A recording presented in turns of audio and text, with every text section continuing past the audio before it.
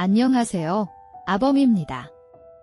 오늘도 어둠 속에서 잊히지 말아야 할 기록을 꺼내보려 합니다. 세상에서 가장 믿었던 존재가 칼날로 변해 다가온다면 그 비극을 우리는 어떻게 받아들여야 할까요? 2023년 10월 1일 추석 연휴의 저녁, 충청북도 청주의 한 아파트 단지에서 구급차의 사이렌이 날카롭게 울려 퍼집니다.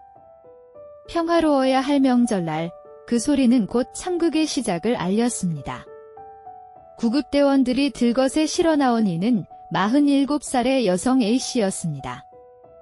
그녀의 몸은 무려 28차례 칼에 찔려 피투성이가 된 상태였죠. 결국 병원으로 옮겨졌으나 끝내 숨을 거두고 맙니다. A씨는 3남매를 키우던 평범한 어머니였습니다. 둘째 딸이 지적장애가 있었기에 그녀의 신경은 늘 아이들에게 쏟아졌습니다. 주변 사람들은 헌신적인 엄마라 불렀죠. 그런 그녀가 왜 집안에서 처참히 살해된 것일까요? 최초 신고자는 남편 B씨였습니다.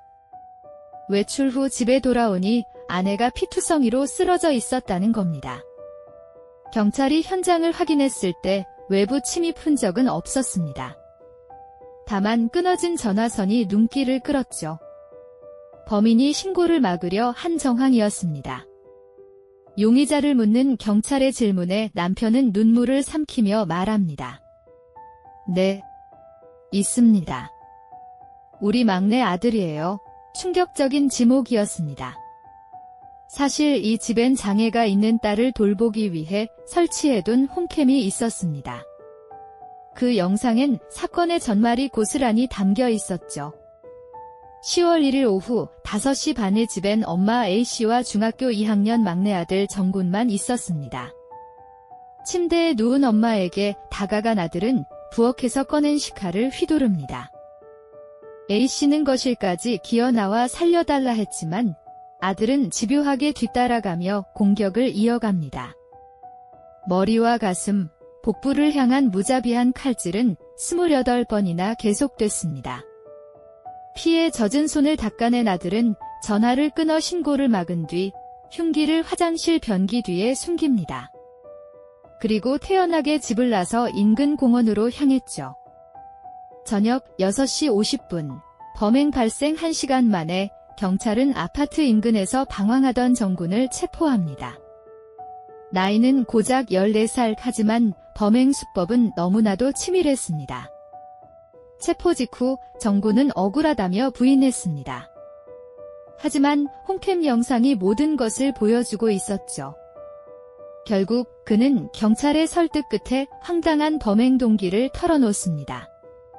추석 연휴, 놀이터에 모인 아이들의 소음이 거슬렸다는 것, 엄마는 달래며 산책을 권했지만 그는 분노를 억누르지 못했고 오히려 경찰에 소음을 신고해버렸습니다.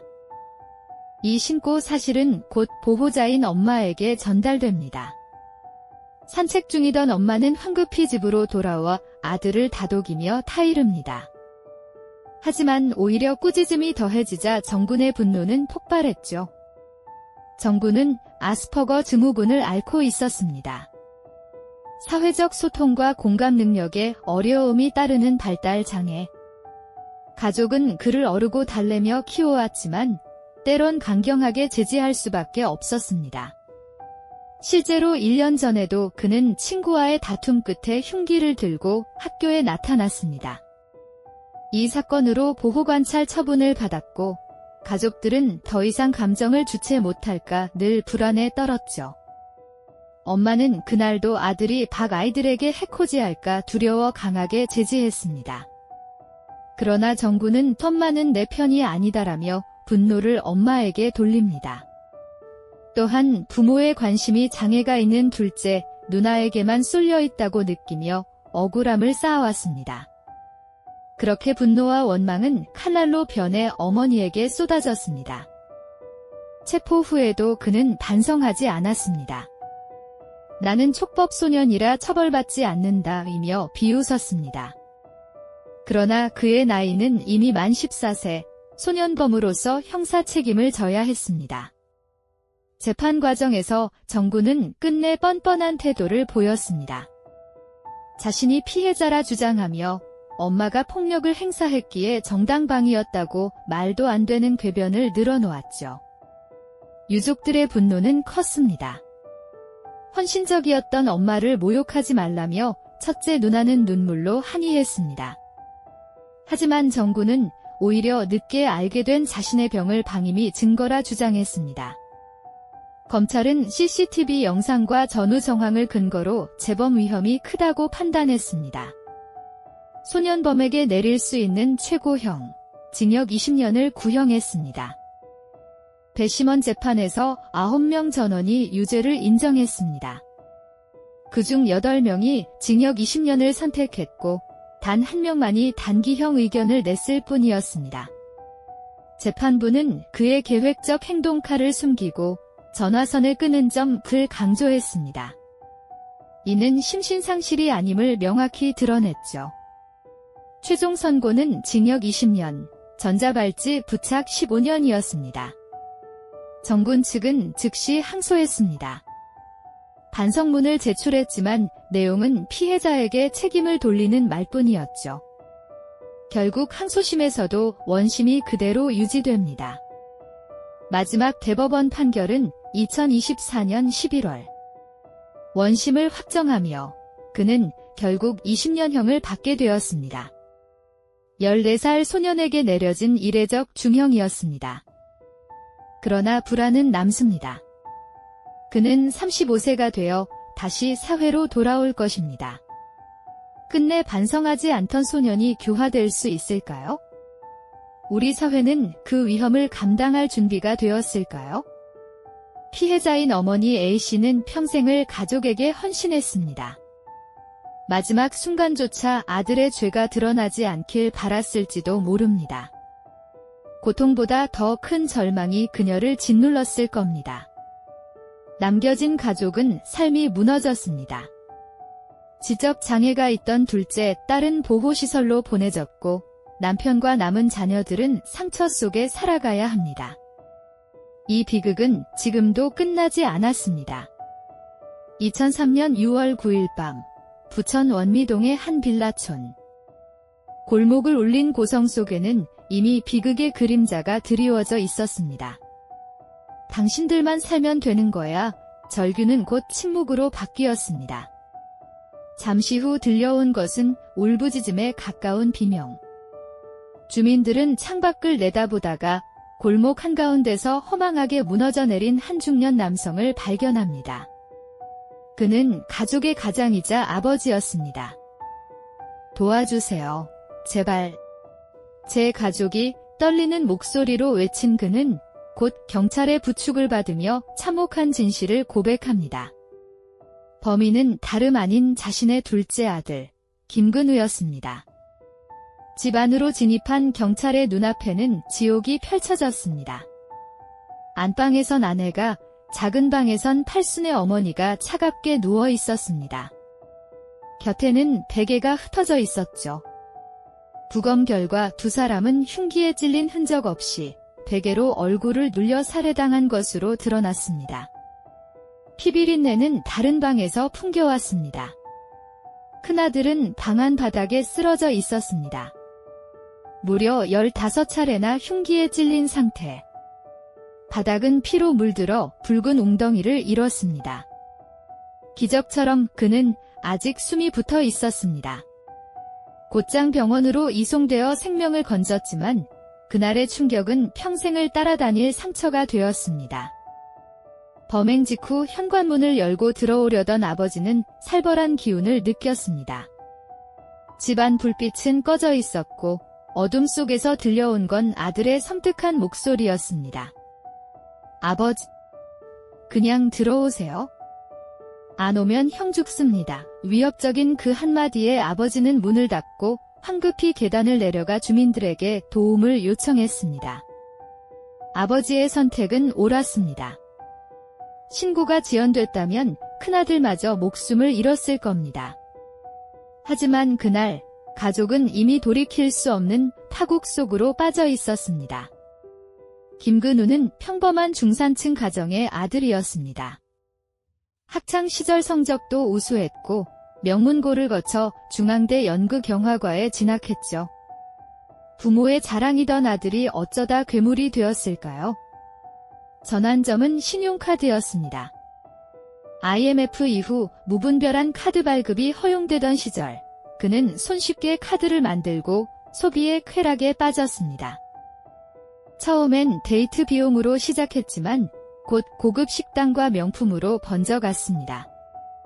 여친에게 선물한 수백만 원짜리 가방은 순간의 만족만 남겼습니다. 빚은 눈덩이처럼 불어났습니다. 학생 신분으로 갚을 길 없던 그는 결국 아버지에게 무릎 꿇고 빌었습니다. 아빠, 이번 한 번만. 아버지는 결국 연금까지 해약해 아들의 빚을 갚아주었습니다. 하지만 그 희생은 허사가 되었습니다. 8개월 만에 아들은 다시 카드를 긁기 시작했으니까요. 이번엔 자신의 명의뿐 아니라 아버지 명의, 심지어 여자친구 아버지 카드까지 도용했습니다. 총액은 7천만 원에 달했습니다. 가족은 더 이상 감싸주지 않겠다고 다짐했습니다. 빚은 스스로 해결해야 한다. 그렇지 않으면 다시는 발 뻗고 살 수 없을 거라 단호히 말했죠. 그날 이후 김근우는 집을 뛰쳐나갔습니다. 그리고 7개월 뒤 그는 다시 집으로 돌아왔습니다. 하지만 그가 들고 온 건 반성문이 아닌 살이었습니다. 어머니와 할머니는 반가움에 그를 맞이했지만 김근우는 돈 이야기를 꺼냈습니다. 거부당하자 그는 분노를 억누르지 못했습니다. 다 부모 탓이야. 그는 어머니의 목을 졸랐습니다. 기절한 어머니 얼굴 위로 베개를 덮고 눌렀습니다. 그렇게 사랑은 단숨에 증오로 바뀌었습니다. 분노의 칼끝은 멈추지 않았습니다. 그는 작은 방으로 향해 팔순 노모의 얼굴을 베개로 눌렀습니다.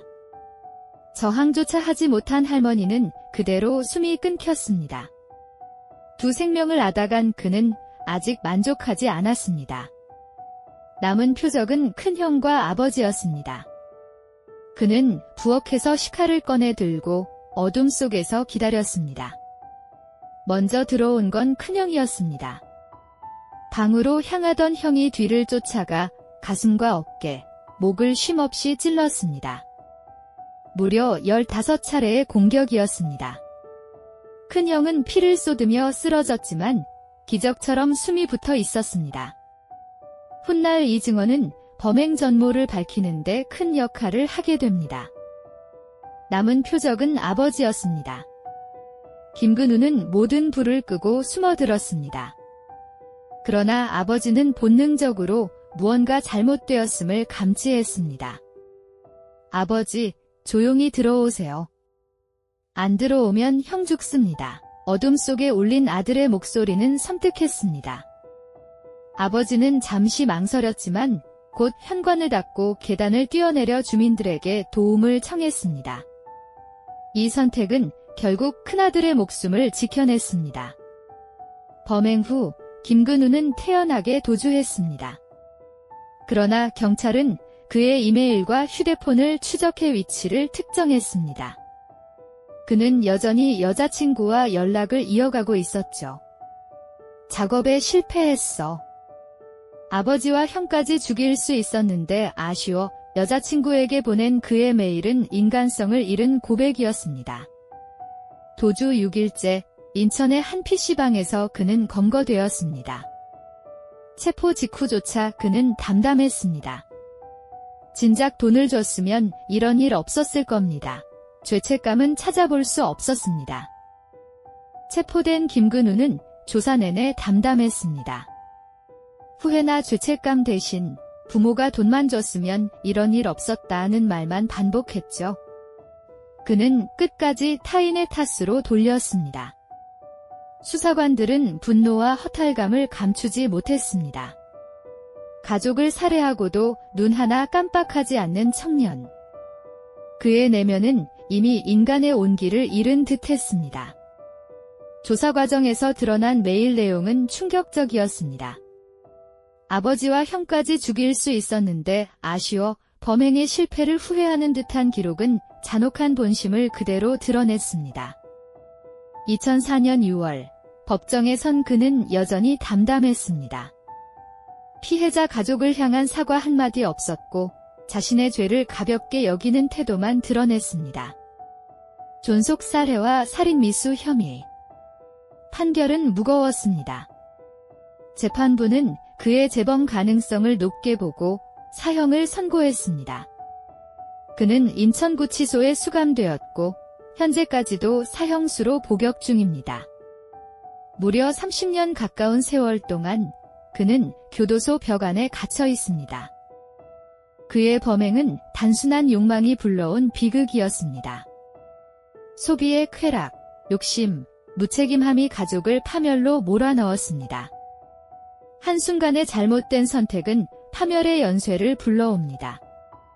그 대가는 부모와 형, 할머니의 목숨이었고 남은 가족에게는 씻을 수 없는 상처였습니다. 사건을 기억하는 이웃들은 여전히 그날의 공포를 잊지 못합니다. 평범한 빌라촌에 울려 퍼진 비명은 지금도 귀에 맴도는 듯하다 말했죠. 존속살인, 그 단어만으로도 등골이 서늘합니다. 가장 믿었던 가족에게서 칼날이 돌아올 때 피해자들이 느꼈을 절망은 차마 헤아리기 어렵습니다. 이 사건은 단순히 한 가정의 비극에 그치지 않았습니다. 한국 사회에 만연했던 카드 남발, 소비 중독, 그리고 책임 회피 문화가 얼마나 위험한지 드러내는 상징이 되었습니다. 1997년 외환위기 이후 카드사들의 무분별한 발급 경쟁은 수많은 청년들을 빚의 수렁으로 몰아넣었습니다. 김근우는 그 시대가 낳은 한 비극적 산물이었습니다. 하지만 동시에 누구보다 따뜻했던 가족을 칼로 저버린 그의 선택은 결코 사회 탓만으로 돌릴 수 없는 개인의 잔혹함이었습니다. 살아남은 아버지는 하루아침에 아내와 어머니, 그리고 두 아들을 잃었습니다. 아버지의 인생은 그날로 무너졌습니다. 병원에서 살아난 큰형 또한 평생 지울 수 없는 상처와 함께 살아가야 했습니다. 가족의 피를 맞으며 쓰러졌던 그날을 기억 속에서 지우지 못한 채 말입니다. 주민들 역시 충격에서 벗어나지 못했습니다. 평범했던 청년이 단지 돈 때문에 가족을 몰살하려 했다는 사실은 모두에게 공포와 불신을 남겼습니다. 언론은 연일 이 사건을 다뤘습니다. 부천 존속 살인 사건이라는 이름은 전국에 알려졌고 사회적 파장은 컸습니다. 사형이 선고되었지만 지금까지도 집행되지 않은 채 그는 구치소에 남아 있습니다. 수십 년째 이어지는 사형 집행 정지 현실 속에서 그는 여전히 살아 있습니다. 가족을 파괴한 범죄자가 여전히 숨쉬고 있다는 사실은 남겨진 유가족들에게 또 다른 상처로 남습니다. 정의는 과연 실현된 것일까요? 존속살인은 한국 사회에서 가장 끔찍한 범죄 중 하나입니다. 피해자들은 가족에게서 배신당한 절망 속에서 눈을 감았고 남은 이들은 그 상처를 안고 살아갑니다. 청주에서 부천에서 이어진 두 사건은 모두 가장 믿었던 가족이 가해자가 된 비극이었습니다. 사랑이 배신으로 바뀌는 그 순간 세상은 가장 어두운 얼굴을 드러냈습니다. 피해자들은 평생을 가족을 위해 헌신했습니다. 그러나 돌아온 것은 칼날과 배신이었습니다. 그 절망은 목숨을 잃는 순간까지도 지워지지 않았을 겁니다. 남겨진 가족들은 파편처럼 흩어진 삶을 살아갑니다. 청주의 두 딸, 부천의 아버지와 큰형. 모두가 깊은 상처 속에 매일을 버텨야 합니다. 우리 사회가 기억해야 할 건 이런 범죄가 단순한 개인의 문제가 아니라는 점입니다. 소통 부재, 무책임한 욕망, 그리고 무너진 가정의 경계가 낳은 비극이었습니다. 사랑은 책임 없이는 유지되지 않습니다. 가장 가까운 이들을 잃게 만든 이 잔혹한 교훈, 우리는 반드시 기억해야 합니다. 아범이었습니다.